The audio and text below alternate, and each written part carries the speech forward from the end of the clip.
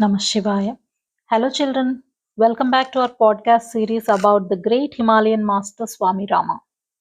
In the last episode, we saw how young Rama was trained with love and at the same time, great discipline. He was trained with love and great discipline by his master. So, we saw how he learned to serve others even when it meant giving up his only meal of the day. Okay, in today's episode, we'll explore two amazing real life stories of Rama. And in the first one, Swami Rama's master teaches him the mystery of Maya. Okay, and in the second one, we'll meet a station master and see how his life is. Are you ready? So let's begin. So one day, Swami Rama asked his master a very deep question. He said, Gurudeva, I have been taught that avidya and Maya are the same. But I still don't understand what Maya truly is. Avidya means ignorance and Maya means illusion. Okay? Avidya is nothing but the opposite of Vidya. Having knowledge is having Vidya and the opposite is avidya. So that is ignorance. And now he said, I don't understand what Maya truly is. Now his master didn't give a lecture about this. He didn't explain this with complex theories or long words. Instead, he calmly said, Okay, child, tomorrow morning I will show you what Maya is. Now, Swami Rama was thrilled. He couldn't sleep that night. He was thinking, Tomorrow morning I'm going to meet Maya. The next day, as usual, they woke up early and went to the river Ganges to bath. But Rama was too excited to meditate. His mind was racing with curiosity, right? Because when you don't have any thoughts, only then you can sit silently and meditate. But now his mind is completely occupied with this thought that he's going to meet Maya. For that reason, he couldn't meditate. So he was so excited. And after bathing in river Ganges, they came back. So on their way back to the cave, something strange happened. They passed a large dry tree trunk lying on the ground. Okay. Suddenly, his master ran towards it and wrapped his arms around it tightly. And then master started shouting, help me, I'm stuck, the tree has caught me. Now Swami Rama was confused and he was alarmed. My master, the great yogi, he was trapped by a tree? But his master cried out again, Are you my disciple? You are not helping me. Come here, pull me away. And Rama hesitated. What if the tree catches me too? Then who will save us? Now that you have got onto the tree, and if I also come near, the tree will catch me. Now both of us will be stuck to it. So he was hesitating. But he finally ran forward, grabbed his master's legs, and pulled with all his strength. Nothing happened. The tree didn't move. His master was still clinging to it very tighter. Now, finally, Swami Rama stopped. He stepped back and looked more carefully. Then he said, Guruji, wait a minute. This tree trunk is dry, which means that the tree is dead. It is lifeless. It has no power. How can it trap you? At that moment, his master let go of the tree and he laughed. And he said, This is Maya. So, with this practical example, Swami Rama understood what Maya is. Now, children, what do you think what this means? Maya is something that has no power on its own, yet it seems to control us. You remember that it is not controlling us, but it seems to control us. Just like the tree had no strength to trap anyone, Maya also cannot really hold us unless we believe that it can do it. If we are believing that Maya can trap, it can definitely trap. Because Maya is nothing but illusion. What is illusion? It looks real, but it is not real. Maya is nothing but the worries that we carry. They are not going to help us in any way. Even if whatever amount of worry you have, it is not going to help you. In the same way, the different fears that we have, all the fears will freeze us, but it's not going to help us. And we have a lot of anger. That is also Maya. That is controlling us. All the habits that we have, but we can't break them. That is also Maya. So Gurudeva now told Swami Rama, Maya is nothing but it's a cosmic illusion. Ma means not. Ya means that. So that which is not there is Maya. Okay. So Maya is nothing but it appears to be real, but it is not real. So whatever anger we have, whatever fears we have, whatever bad habits that we are trying to leave but we are not able to leave, all those habits, everything, we think that they are controlling us. But no, actually we are going and clinging to all those things. If we leave it, everything will be gone. Okay, let's take an example so that we can better understand it.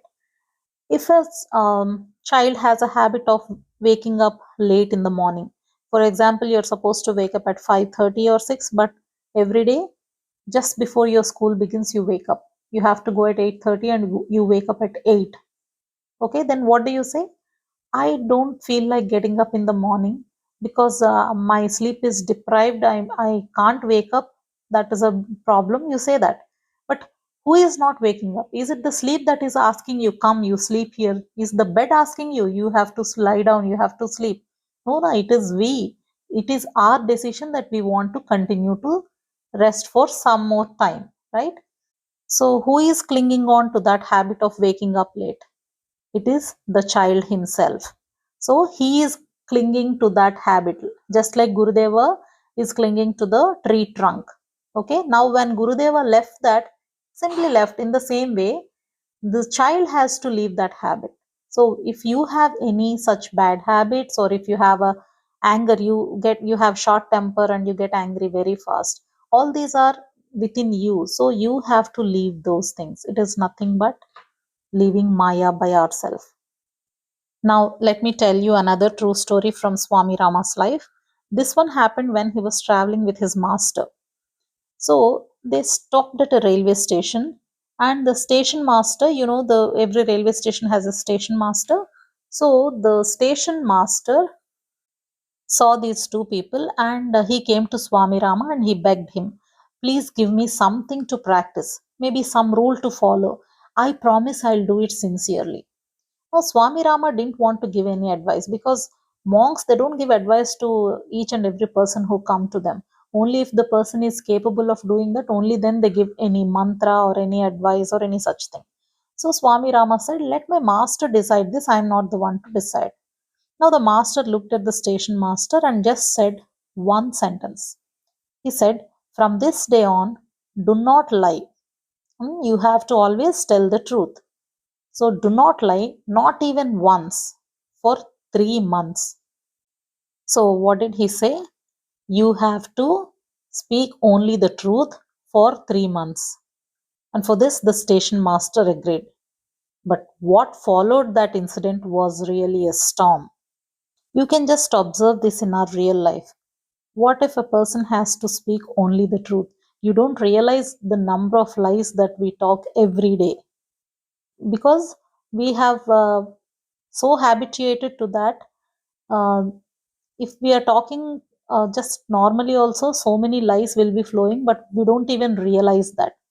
So, for example, you see, if you have to meet somebody at 5 o'clock and till 5 o'clock you're still at home, and that person calls, I'm waiting for you. Yeah, yeah, yeah, I'm on the way. I'm just stuck in the traffic. I'm coming. Isn't that a lie?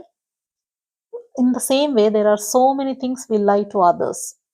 So, now he was given a task of not lying for 3 months. Now, what happened? Soon after this incident happened, a supervisor from the railways head office came to investigate corruption that is happening in this office. Okay, so many of the workers, including the station master, they had taken bribes in the past. Okay, but now the station master is already under the obligation to speak only the truth.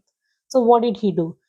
Because somebody from the head office has come and they're inquiring about corruption, he should obviously say, no, no, no, nothing like that has happened here. We never do such things. That is what everybody says. But now he has to speak the truth.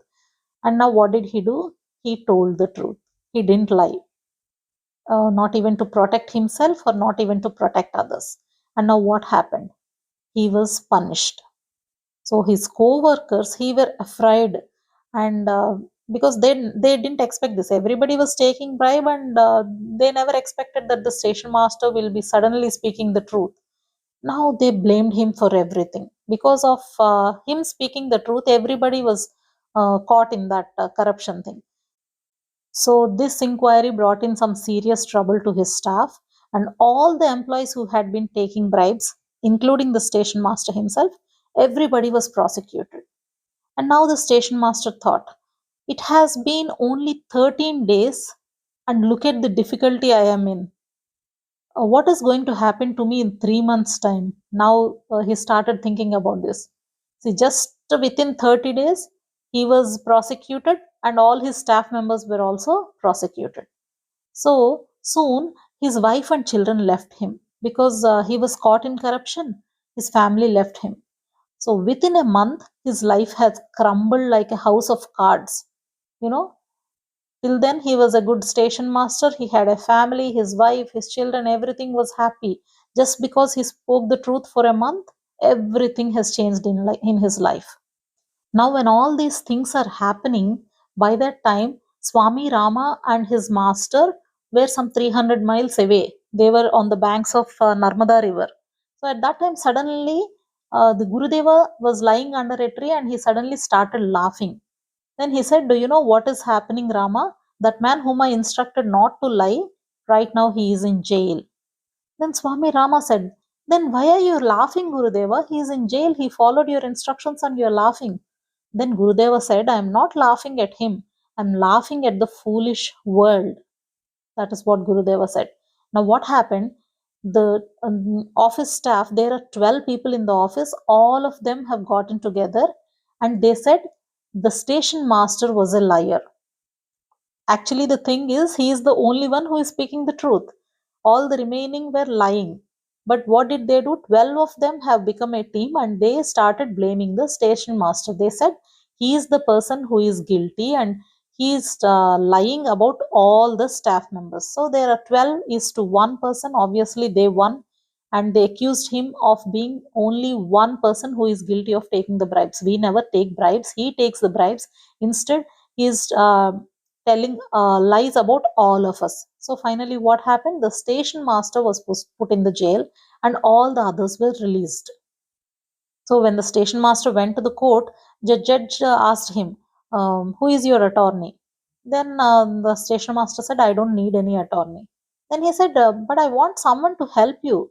Then station master said, "No, I don't need anyone. I don't need an attorney. I want to speak the truth. So no matter how many years you put me in the jail, I'm not going to tell lies. I used to take bribe and I used to share all these bribes with everybody. But suddenly I met a sage and he told me never lie, no matter what. So I started speaking the truth. Now my wife and children have left me. I have lost my job. I have no money. I have no friends. I am now in jail. And all these things happened only in 1 month. So I want to examine truth. I want to see what happens if I speak the truth for 2 more months. No matter what happens, I'll speak only the truth. So put me in jail. I don't bother." The judge stared at him. Then he called him into his private office and he asked, "Who was the sage that told you this, to speak only the truth?" So, when the man described Swami Rama's master, the judge smiled because he is also a disciple of the same Guru. So, the judge released the man and he said, "You are on the right path, so keep going." So, he was released out of jail, and 3 months have passed. The man did not have anything. On the exact last day of his woe, the man sat alone under a tree. Then a telegram arrived. It said, "Your father once owned a land that was seized by the government. Now you're being paid compensation for that land." You know how much that amount is? That is almost 10 lakhs rupees. This has happened so many years ago, right? So at that time, 10 lakhs is a very huge amount.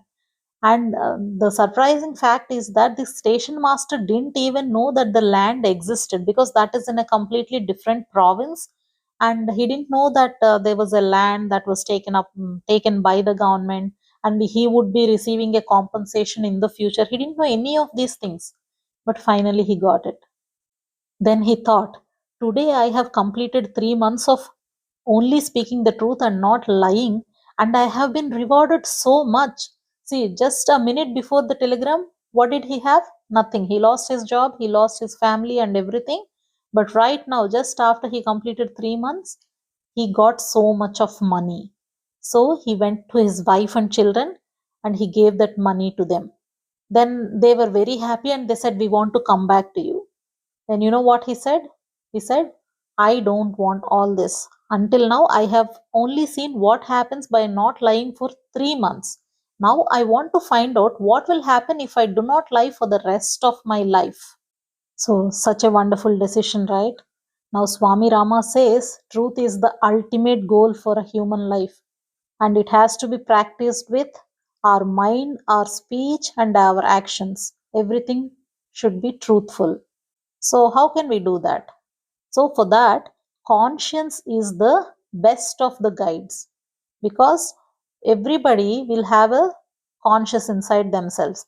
So, what should we do whenever we are doing anything? The conscious always tells us that this action is right and this action is wrong. When the conscious tells that is right and you follow your consciousness, definitely we'll always be doing the right thing and we'll be on the right path. But what do we generally do? We generally avoid listening to our conscious. But always try to listen to your conscious, and I assure you that you always will be on the right path. So, children, always ask yourself, can I be honest even when it is hard? Can I stop believing in fears which have no real power? Think about this. Ask to yourself. If you're trying this, you're already walking on the path of the Himalayas. In the next episode, we'll travel with Swami Rama as he meets other great yogis. So, till we meet in the next episode, I want you to practice whatever lessons you have learned from these episodes that we are talking about. Okay? So, see you in the next episode. Jai Hind.